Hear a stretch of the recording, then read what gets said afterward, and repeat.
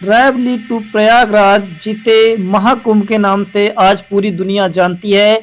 आइए आपको ले चलते हैं कि एक महीने के इस महाकुंभ में कौन कौन से दौर से गुजरना पड़ा और क्या है इसके पीछे का रहस्य। हम लोग आज जानेंगे कि अंतिम दिनों में क्या हुआ था महाकुंभ हम में। लोग प्रयागराज संगम पहुंच चुके हैं और ये प्रयागराज संगम का स्टेशन है और इस ट्रेन से आए हैं। आपको बता दें यहाँ पर बहुत भीड़ है और ये निकास द्वार है और ये इस ट्रेन में इतनी भीड़ थी कि खड़े होने की जगह नहीं थी। हम लोग 3 घंटे के पैदल सफर में आए हैं। आप देख सकते हैं ट्रेन में यात्री और दर्शक लोग कितने लोग हैं। हम लोग संगम की ओर पहुंच रहे हैं। आपको वहां पर करंट लोकेशन दिखाने का प्रयास करेंगे, तो बने रहिए हमारी वीडियो में। महाकुंभ, जिसे दुनिया का सबसे बड़ा मेला कहा जाता है, जिसे संगम, त्रिवेणी और इलाहाबाद के नाम से भी जाना जाता है, ऐसे दौर पर हम लोग पहुंच चुके हैं और हम लोग इस वीडियो में जानेंगे कि महाकुंभ की शुरुआती दौर में क्या हुआ था और बीच में क्या हुआ था। महाकुंभ का अंतिम दिन कैसा था। आइए आपको ले चलते हैं महाकुंभ की ओर।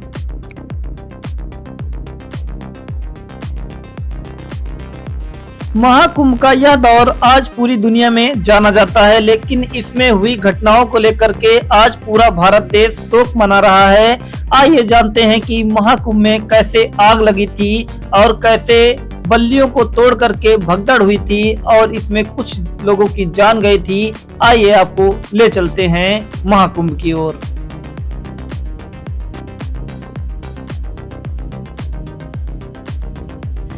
महाकुंभ के बारे में बात करूं तो महाकुंभ का शुरुआती दौर बहुत ही अच्छा था और यह शुरुआती दौर ऐसा महसूस कर रहा था कि ऐसा दृश्य पूरे संसार में पहली बार देखने को मिल रहा है।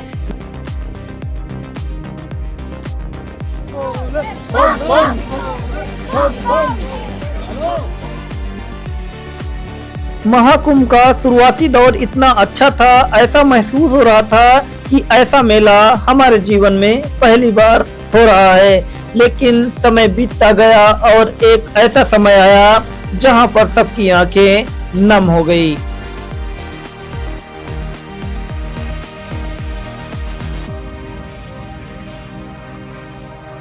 वैसे तो महाकुंभ आज पूरी दुनिया में जाना जाता है, लेकिन जैसे ही महाकुंभ के पंडालों में आग लगती है और आग लगने से एक बार फिर महाकुंभ अपनी उछाल में आ जाता है। आखिर इसके पीछे का कारण क्या है, हम लोग इस वीडियो में जानेंगे।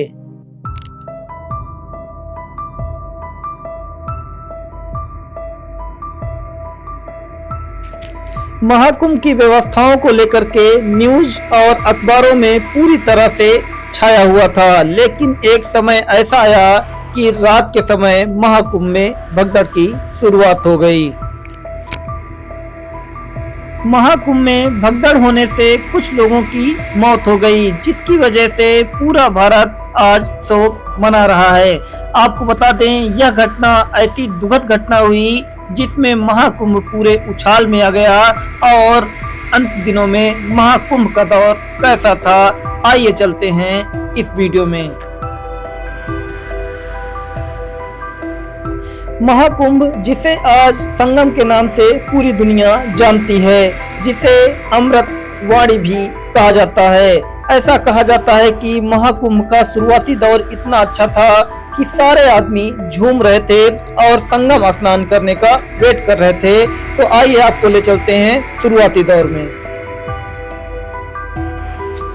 शुरुआती दौर का वीडियो देखने से पहले मैं आपको बता दूं, शुरुआती दौर में संगम में इतनी भीड़ उमड़ी थी कि सारे लोग संगम स्नान करने के लिए झूम रहे थे।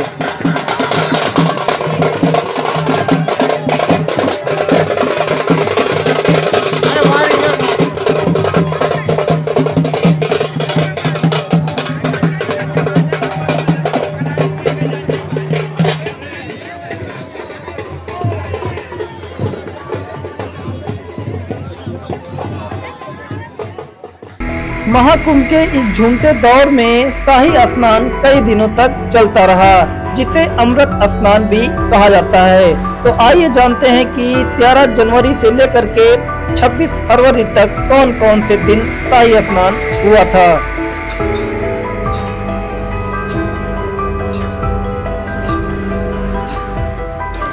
हम पहुंच चुके हैं संगम के बीचों बीच। जिस 40 करोड़ लोगों की श्रद्धालुओं की बात कर रहे थे, आप नजर जाएगी वहां तक आपको संगम के श्रद्धालु दिखेंगे और यही है 40 और 45 करोड़ लोगों की भीड़ जो चारों तरफ आपको रथ यात्रा दिखाई दे रही होगी। ट्रैक्टर से साधुओं की रथ यात्रा निकल रही है और इधर अखाड़े बने हुए हैं।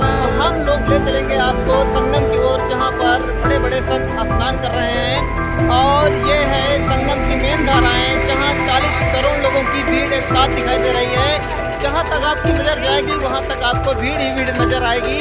तो आइए आपको ले चलते हैं घाट की।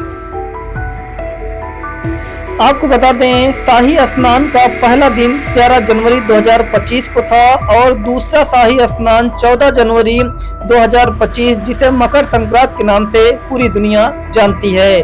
तीसरा शाही स्नान 29 जनवरी 2025 को मौनी अमावस्या के दिन हुआ था, जिस दिन महाकुंभ में भगदड़ हो गई थी। महाकुंभ का चौथा शाही स्नान 2 फरवरी 2025 को बसंत पंचमी के दिन हुई थी। पांचवा शाही स्नान 12 फरवरी 2025 को पूर्णिमा के दिन हुई थी और आखिरी महाकुंभ का शाही स्नान 26 फरवरी 2025 जिसे महाशिवरात्रि के नाम से पूरी दुनिया जानती है, उस दिन संगम तट पर करोड़ों लोग स्नान किए थे। आपको बता दें, महाकुंभ का आयोजन धार्मिक मान्यताओं और ज्योतिषी गणनाओं और ऐतिहासिक परंपराओं के आधारित पर हुआ था। यह केवल धार्मिक उत्सव ही नहीं है बल्कि भारतीय संस्कृति और एकता का प्रतीक भी महाकुंभ माना जाता है। जिस महाकुंभ में देश विदेश से श्रद्धालु आकर के इस महाकुंभ में स्नान करते हैं और अपने पापों को इसी महाकुंभ में धोते हैं। अभी सुबह के बजे हैं 5:30 और हम लोग पहुंच चुके हैं संगम। संगम का ये गंगा घाट कहलाता है। ऐसे तो बहुत सारे घाट बने हुए हैं। ये संगम की पावन धाराएं जहां से आपको लाइट दिखाई दे रही हैं, लेकिन अभी कई सारे घाट हैं और पहला घाट हमें मिला है जिसे गंगा घाट के नाम से जानते हैं। आपको बता दें, थोड़ा यहाँ दिखाने का प्रयास करेंगे आपको। यहाँ लिखा हुआ है नमाज गंगे, आपको दिखाई दे रहा होगा, यही गंगा घाट कहलाता है। आइए आपको ले चलते हैं संगम घाट की ओर, जो संगम के बीचों बीच में बना है। चलिए जानते हैं कि महाकुंभ में आखिर भगदड़ कैसे हुई थी, इसके पीछे का रहस्य क्या है, आखिर क्यों 30 लोगों की अपनी जान महाकुंभ में गंवानी पड़ी थी। आपको बता दें, मौनी अमावस्या के दिन गंगा स्नान करने के लिए करोड़ों श्रद्धालु संगम तट पर बैठे हुए थे। कहा जाता है कि भीड़ बढ़ने की वजह से लगातार श्रद्धालु लोग आगे की ओर बढ़ते गए और जो लोग वेट कर रहे थे, लेटे हुए थे, अचानक उनके ऊपर दबाव बढ़ने के कारण सारे लोग गिर गए। हम लोग पहुंच चुके हैं संगम के उस पावन तट पर जहां पर रुद्राक्षों की इकट्ठा करके 8-10 ऐसे लिंग बनाए गए हैं जो सबसे बड़े मानता है के द्वारा शिवलिंग बनाए गए हैं, जो अंदर आपको दिखाई दे रहा है।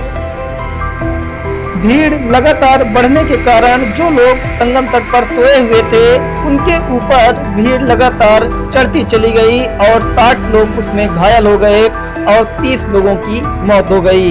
लेकिन ऐसा कहा जाता है कि प्रशासन की थोड़ी सी लापरवाही की वजह से यह भगदड़ महाकुंभ में हुई थी, जिसका भुगतान आज पूरा भारत देश शोक मना रहा है।